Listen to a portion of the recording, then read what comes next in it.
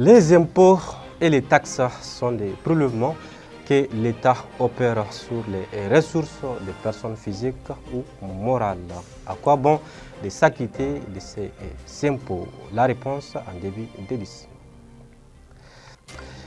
Moussa Mara a décidé de renoncer à tous les avantages financiers que l'État lui accorde en tant qu'ancien Premier ministre. Selon le juriste Amadou Sangaré, ces gestes patriotiques est à saluer. Et pour terminer, nous parlerons aussi des résultats du baccalauréat malien, session de juin 2024 proclamée ce vendredi. C'était là les grandes lignes. Dans un instant pour les détails.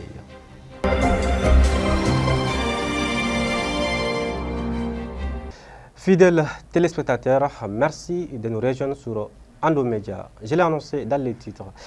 Les impôts et les taxes sont des paiements obligatoires versés à un gouvernement. On ne les fait pas par choix, mais par obligation. Pourquoi c'est important de payer ces impôts? Pour mieux comprendre, écoutons M. Dambélé, conseil fiscal agréé. La première fonction de l'impôt, c'est de couvrir les charges publiques. Les charges publiques s'entendant les salaires, les constructions de salles de classe, de routes, ainsi de suite, d'hôpitaux, etc. Mais l'impôt ne sert pas qu'à ça seulement. L'impôt sert aussi, le gouvernement utilise l'impôt comme un instrument d'intervention dans le domaine économique. Comment? En incitant, par exemple, des investissements, l'État, le législateur peut accorder des exonérations sur des outils de production, des exonérations sur des intrants agricoles, par exemple, les outils de production. On peut prendre le cas des tracteurs, par exemple, qui sont exonérés ou qui sont soumis à un taux réduit. Les gouvernements se servent de l'impôt aussi pour régler certains problèmes sociaux. Par exemple, les denrées de première nécessité, on va les exonérer. Par exemple, on va inciter les employeurs à employer des jeunes diplômés en leur accordant des exonérations. Les salariés perçoivent en contrepartie de leur travail un revenu qu'on appelle le salaire. Sur ce salaire, un impôt est prélevé qu'on appelle impôt sur les traitements et salaires. Le propriétaire foncier qui donne son immeuble en location et qui reçoit des loyers en contrepartie, ces loyers sont soumis à un impôt qu'on appelle impôt sur les revenus fonciers. Alors, donc ça c'est en termes d'imposition des revenus. Mais lorsque vous dépensez ce revenu, un impôt aussi est prélevé au moment de la dépense du revenu, la TVA par exemple. Quand vous avez un véhicule par exemple, vous payez des vignettes. Okay? Vous payez des vignettes et les vignettes c'est sur la propriété, donc sur un capital qui est déjà là.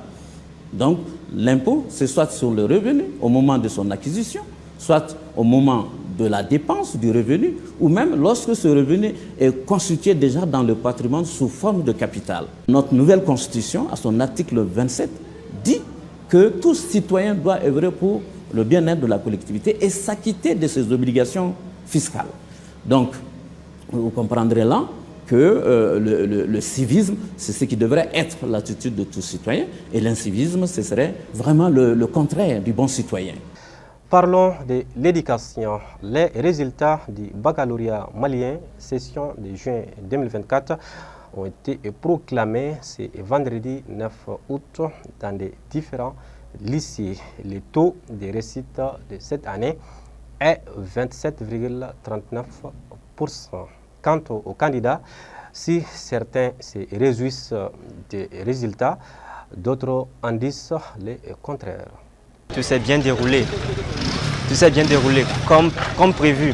Donc ce que j'ai révisé, c'est sorti. Donc j'ai maté tout. Je peux dire présentement que mes sentiments ici, je suis content, je suis heureux. Et j'encourage ceux qui sont admis, je les encourage à redoubler encore d'efforts. Et ceux qui sont échoués, je les demande de persévérer, car l'échec, ce n'est pas la fin du monde. Non, je n'ai pas eu. Tu as fait combien de fois comme ça? C'est ma deuxième fois. Bon, tiens, n'a pas sans oulouvla, n'a pas. Bon, il n'a pas d'endroit, mais c'est moi. Sans oulouvla, mais bagila, ma non fait.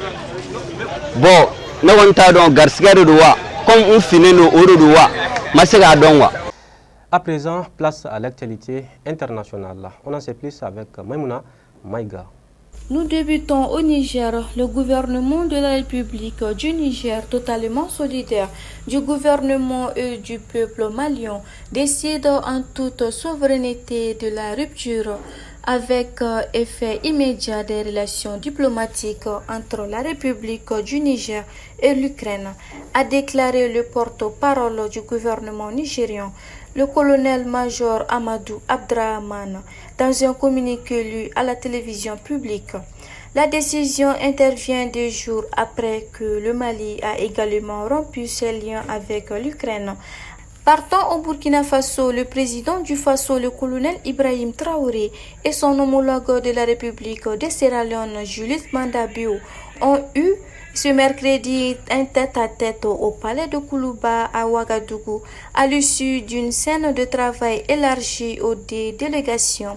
Le capitaine Ibrahim Traoré et son hôte sierra-léonais en visite de travail et d'amitié à Ouagadougou ont eu des échanges autour de la coopération entre les 2 pays, particulièrement sur la situation sécuritaire au Burkina Faso et dans le Sahel.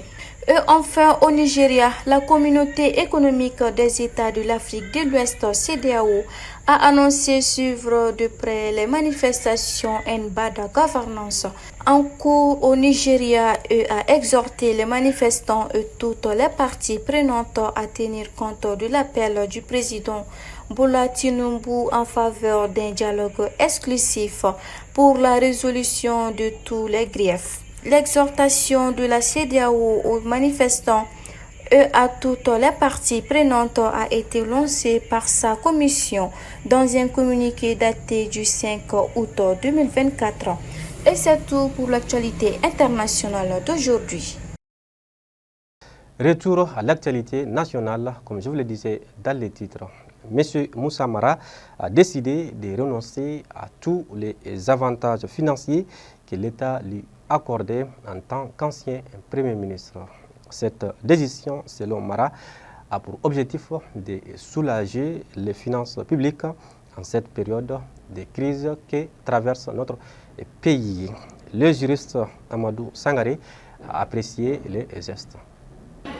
Je dirais que ces gestes patriotiques est vraiment salutaire. Pourquoi salutaire? Parce que vous savez qu'aujourd'hui, le Mali vit dans une situation vraiment chaotique, surtout dans les finances publiques. Donc, ces gestes-là est à saluer. Ça prouve et ça atteste que c'est un bon citoyen modèle qui vraiment songe à l'avenir, au devenir de notre pays. Donc, c'est un geste à salutaire. Donc, j'exhorte vraiment les autres Maliens à emprunter le pas que Moussa Mara a emprunté. Certes, il y a des Maliens qui ont extrapolé, qui sont en train même d'extrapoler sur ça, pensant que cet homme politique est un populiste. Moi, je dirais que ce n'est pas un populiste, mais c'est un patriote. Donc, j'exhorte les anciennetés à suivre le même pas que Moussa Mara. Moi, je ne suis pas de son parti, de Yéléma, mais vraiment j'apprécie ce qu'il a fait, la renonciation de ses avantages, vraiment c'est salutaire. Et voilà ce qui met fin à cette édition. Merci à vous de l'avoir suivi et excellent week-end à toutes et à tous. Au revoir.